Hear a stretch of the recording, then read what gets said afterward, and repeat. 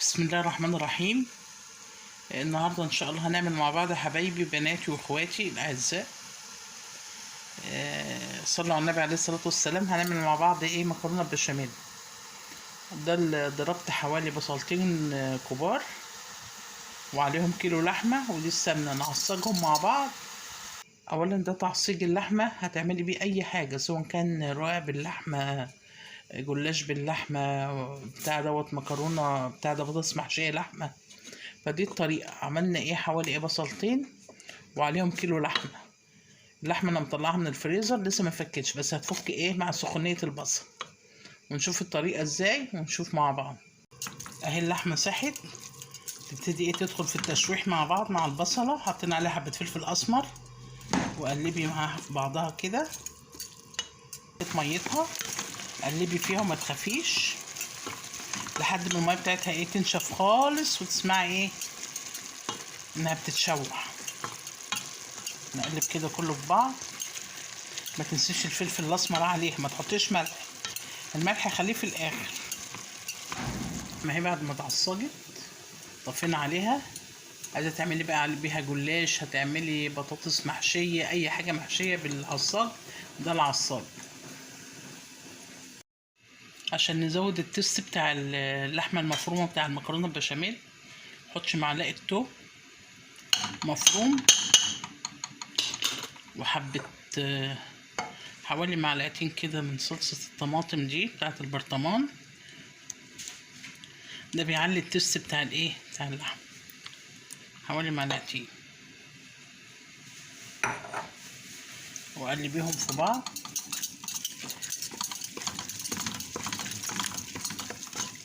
وعايزة تحطي صلصة ليك عشان تبقى مثلا، احنا بنحب المكرونة بشاميل في جزء بيحبها عليها طماطم، وفي جزء على العصاج وفي جزء بيحبها من غير طماطم. فنراضي جميع الاطراف. المهم احنا عملنا اللحمة، عايزة تشيليها كده من غير طماطم شيليها، عايزة تحطي عليها طماطم حطي عليها الطماطم وقلبيها في بعض كده. نجهز بقى المكرونة بتاعتنا نسلقها. احنا بنسلق المكرونة اللي احنا هنعمل بيها مكرونة بشاميل. كده حطينا في المية حبة ملح وحبة زيت وخليناها تغلي، وحطينا المكرونة تتسلق. مكرونة قلم او مكرونة بن، الاتنين اسم واحد. قلبيها كده بالراحة لحد ما تستوي، بس سيبها تستوي ونصفيها. صفينا المكرونة بشاميل، ما تخليهاش مستوية قوي، 3/4 سوا. ليه؟ عشان ما تبقاش مهرية معاكي وتدي طعم حلو. نجهز البشاميل بتاعنا وكده. صفيناها في المصفى بتاعتها ونجهز البشاميل.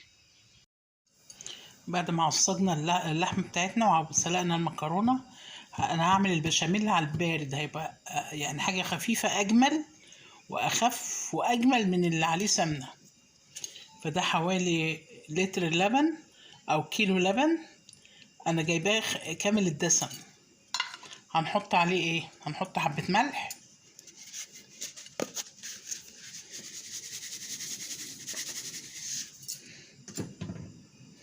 ونحط الدقيق بتاعنا ونقلبه.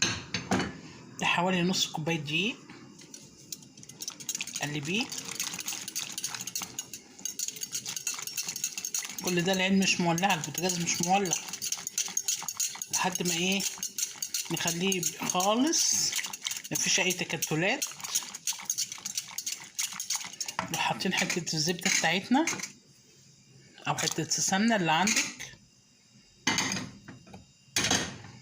ونولع النار بتاعتنا ونسويه على النار بقى.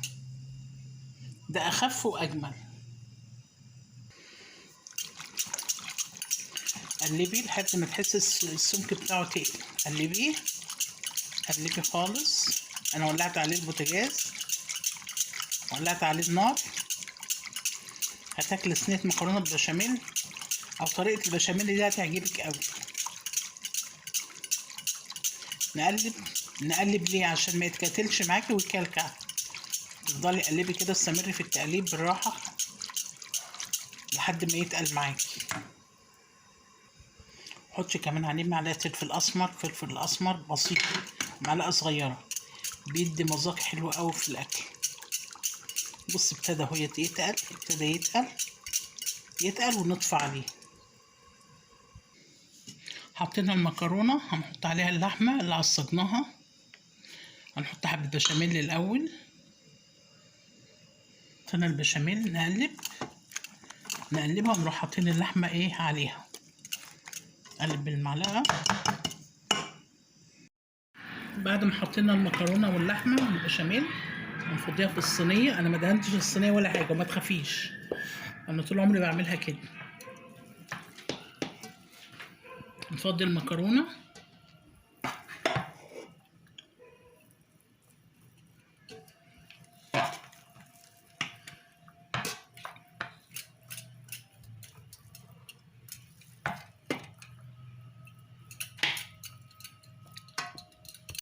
بعد ما حطينا المقدار ده مقدار كيلو ونص مكرونه، يعني كيس ونص كيلو، عملت بيهم ايه صينيتين كبار كمان من الصغيرين.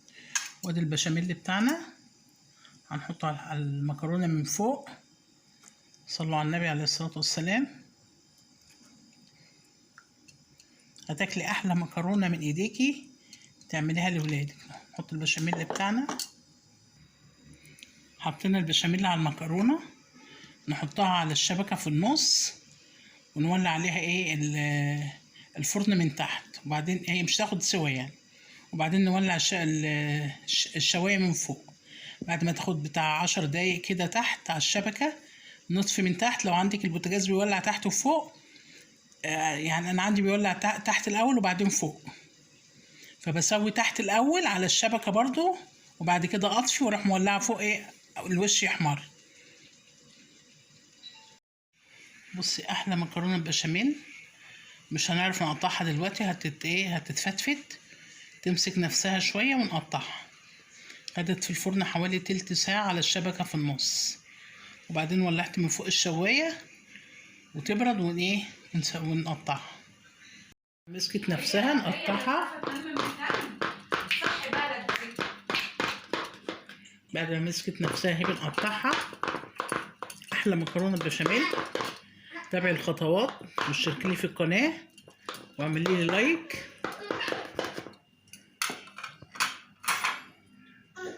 بسم الله.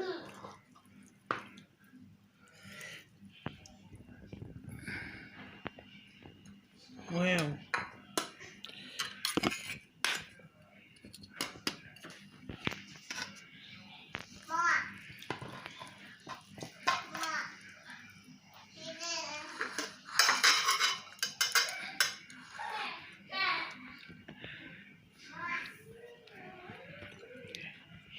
احلى الشركه في احلى الاكلات ام ادم.